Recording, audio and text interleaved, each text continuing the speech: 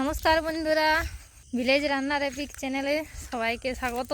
কে হচ্ছে মেঘলা আকাশ। তো আজকে রান্না হবে লাউয়ের ডাঁটা বেগুন দিয়ে। তো সেই এসেছি আমি লাউয়ের খেতে। আমি এসেছি এখন আমার বাপের বাড়িতে। তো আজ বাপের বাড়িতে রান্না হবে লাউ ডাঁটা দিয়ে বেগুনের তরকারি। চলো দেখাই আমাদের ক্ষেত। এই হচ্ছে আমাদের লাউয়ের ক্ষেত। মা তুলবে এখন লাউয়ের ডাঁটা, দেখাই চলো।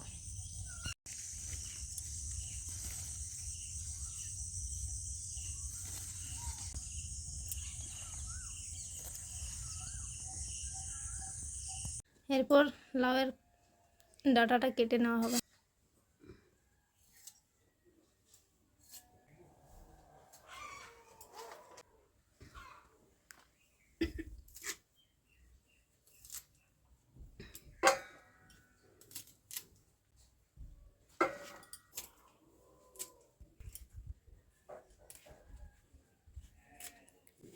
আগে ডাঁটাটা কাটা হচ্ছে, তারপর পাতাগুলো কুচি কুচি করে দিয়ে দেবে।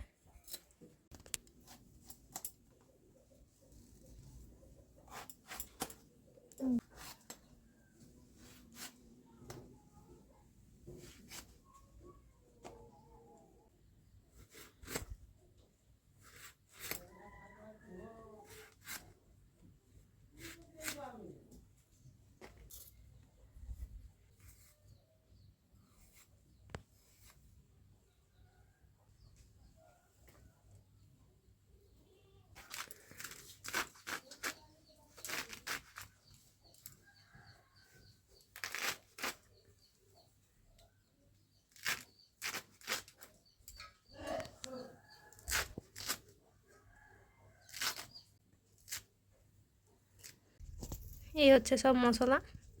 1 চামচ সাদা সরষে, 1 চামচ পোস্ত, 1 চামচ ধনে এবং জিরে মেশানো আছে, আর আদা আর কাঁচা লঙ্কা। বেশ এগুলো এক এক করে বেটে নেব। ধনে এবং জিরে মেশানো আছে, গোলমরিচ,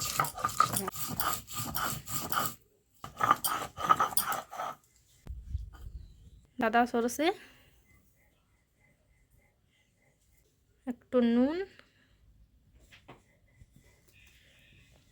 পোস্ত একসঙ্গে।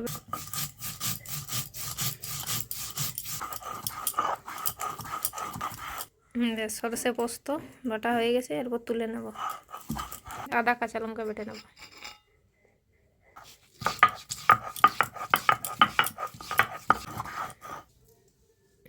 আদা কাঁচা লঙ্কা বাটা হয়ে গেছে, তুলে নেব। চলো এবার উনুন জ্বালিয়ে নিয়েছি। প্রথমে একটু সরষের তেল দেবো, সামান্য দেবো, কারণ পরে আমি আরেকবার তেল দেবো। তেল গরম হয়ে গেছে, তেলের মধ্যে আমি অল্প হলুদ দিয়ে দেবো। এরপর সবজিটা আমি কড়ার মধ্যে দিয়ে দেবো।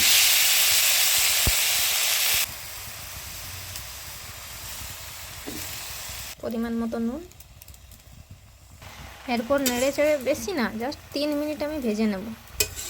এরপর জল দিয়ে আমি সিদ্ধ হতে দেবো।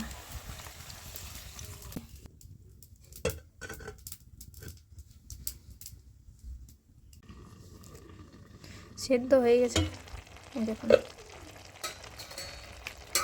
সেদ্ধ হয়ে গেছে। এরপর এটাকে তুলে নেব। কড়াই গরম হয়ে গেছে, এরপর তেল দিয়ে দেব।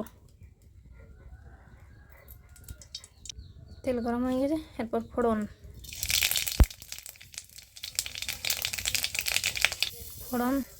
একটা বড় সাইজের টমেটো, অল্প নুন, আদা কাঁচা লঙ্কা বাটা, ধনে জিরে এবং গোলমরিচের বাটা। এরপর একটু জল দিয়ে, সামান্য পরিমাণে একটু জল দিয়ে ভেজে নেব।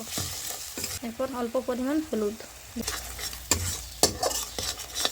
মশলাতে তেল ছাড়ছে, সিদ্ধ করে রাখা সবজিটা দিয়ে দেব।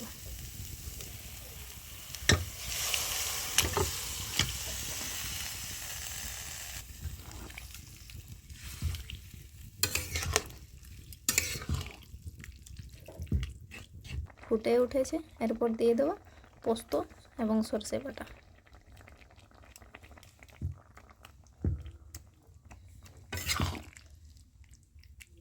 ছেঁড়া কাঁচা লঙ্কা কুচি, একটু কাঁচা সরষের তেল, এবং সামান্য পরিমাণে, আর স্বাদ আনার জন্য সামান্য পরিমাণে একটু চিনি।